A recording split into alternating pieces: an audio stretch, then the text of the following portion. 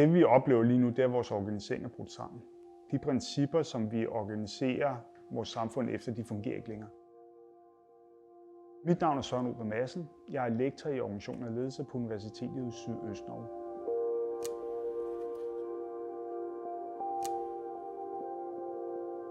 Virusteori udspringer af en professor, der hedder Jelena Røvik, der er optaget af, hvordan idéer udvikler sig og vandrer i samfundet.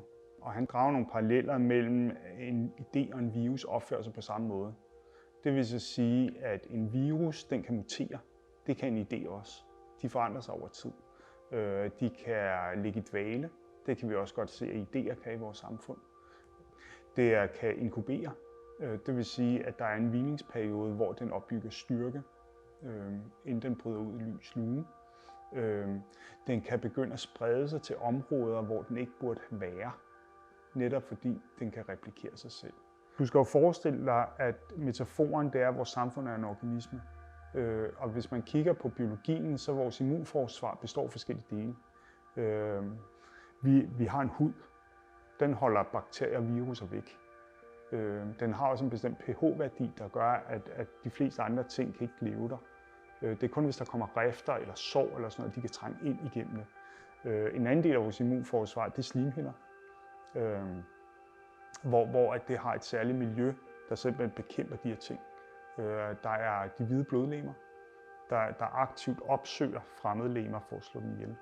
Så vi har forskellige dele i samfundet, har vi også forskellige dele af vores immunforsvar. Altså et er vores lovgivning. Der er visse ting, der er ulovlige at sige, der er visse ting, der er ulovlige at gøre. Det vil sige, at det bekæmper aktivt noget, der truer samlingskraften i vores samfund. Et andet kunne være kultur, kunst, der i høj grad handler omkring dannelse, hvor at hvis man så siger, hvis du er dannet menneske, så vil du have en naturlig flokimmunitet over for visse former for idéer, der er meget giftige for vores samfund eller direkte farlige. Et andet kunne være den måde, vi organiserer os på. Tillid, kærlighed til hinanden, tro på, at det nok skal blive bedre, håb. Der er jo mange, der har hængt de der, at det skal nok blive godt igen, uden for vinduerne, da der var karantæne. Det er også en del af vores immunforsvar, fordi noget af det, der sker, når vores organisering bryder sammen, det er, at så kommer frygten ind. Og så begynder vi at skulle kæmpe med hinanden omkring de ressourcer, der er til rådighed. Men hvis vi har nogle af de her ting, som en del af vores immunforsvar, så kan vi stå imod, når det her sker. Historie, som kunst og kultur jo også er en del af, kan også minde os om, at vi har været i denne situation før, og vi har overlevet. Så mange af de her råd, vi har, der handler omkring, hvordan man holder afstand og husker at vaske dine fingre, de er jo ikke nye. Det var der også, da der udbrød pest. Det var jo det, der gjorde, at samfundet ikke kollapsede fuldstændig.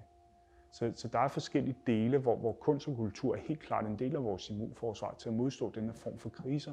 Og vi kan også se, at hver eneste gang, der har været en eller anden form for krise i samfundet, så er kunst- og kulturlivet det opblomstrer bagefter. En af de store viruser, der er i udbrud lige nu, det er nationalisme. Hvor man begynder at diskutere, hvad er særligt ved at tilhøre lige netop det her land.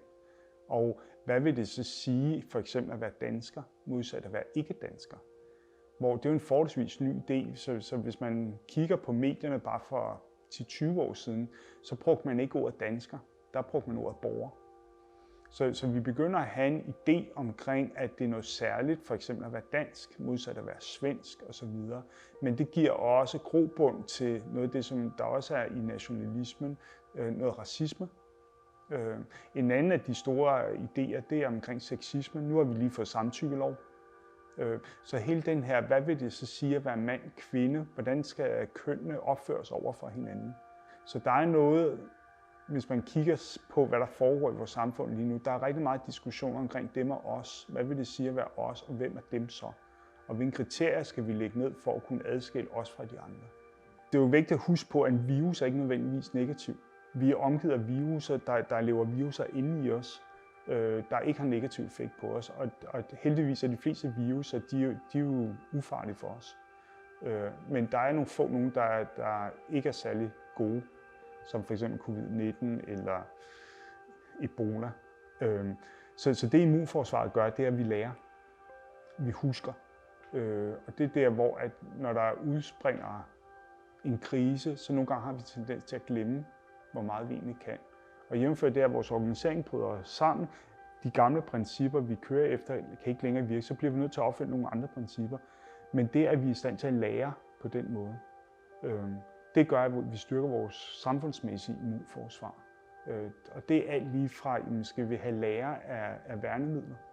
Ja, det burde vi, fordi det blev nedlagt for nogle år siden, fordi man har ikke brug for dem. Skal vi have egen af produktion af vacciner? Altså, nu sidder vi jo i Statens Serum Institut, hvor den blev solgt for nogle år siden. Skal vi have den tilbage? Hvad med, hvordan kan vi være sammen, uden at være fysisk sammen? Så den måde, man kan styrke immunforsvaret på, det er at huske, at vi har nogle grundlæggende behov som menneske, men også som samfund. Og vi lærer af det. Så når der kommer den her krise, så gå tilbage til nogle af de gamle ting og så sige, at det her minder lidt om noget af det, vi har oplevet tidligere. Så vi er i stand til at huske. Fordi noget af det, som jo sker, det er, at vores hukommelse bliver slettet. Især hvis man er ahistorisk. Og igen, det er der, hvor man måske kan sige, at kunst og kultur kan lære os rigtig meget omkring, hvem vi er som mennesker. Og hvad er det gode liv, hvad er det gode samfund. Hvor at det har vi haft en tendens til at glemme, jævnfør svækkelse af immunforsvaret, fordi vi er blevet meget økonomisk rationelle. Vi tror faktisk på, at det gode liv handler omkring at have mange penge.